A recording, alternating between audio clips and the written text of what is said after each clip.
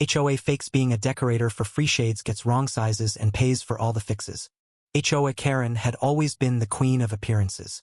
In her pristine suburban neighborhood, her manicured lawn and flawless holiday decorations screamed perfection. But beneath the polished exterior, HOA was drowning in debt. Her credit cards maxed out from keeping up with the Joneses. When she overheard a neighbor, Mrs. Larson, lamenting the cost of custom window shades for her newly renovated home, HOA saw an opportunity, a chance to play the hero while secretly helping herself.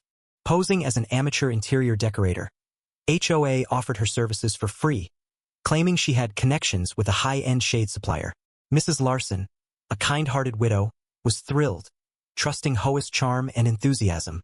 HOA promised to measure the windows, order the shades, and oversee the installation, all at no cost.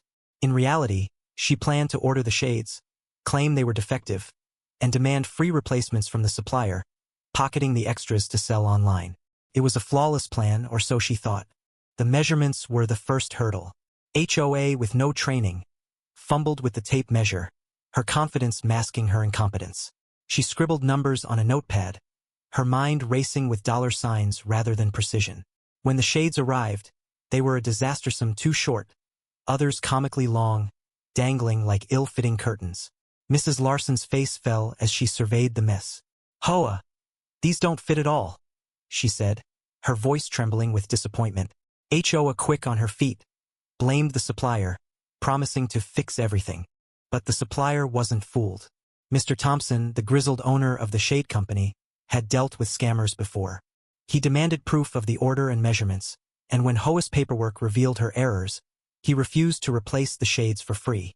Instead, he sent an invoice for the full cost, $3,000.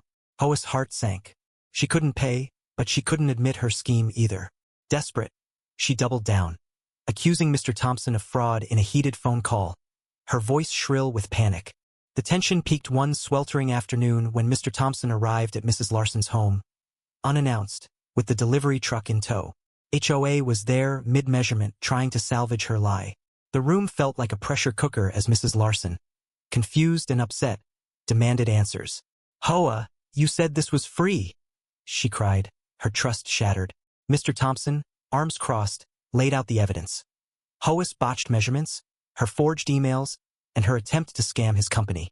The air grew thick with betrayal. Then came the twist. A quiet neighbor, Mr. Chun, stepped forward. He'd been watching from across the street, unnoticed, and had overheard HOA bragging about her scheme at a local coffee shop. A retired accountant with a knack for detail, Mr. Chun had kept receipts of HOA's shady deals, including texts she'd sent to a friend about selling the extra shades. He handed Mrs. Larson a folder of evidence, his calm demeanor cutting through the chaos. "I thought you should know," he said softly, his words landing like a gavel.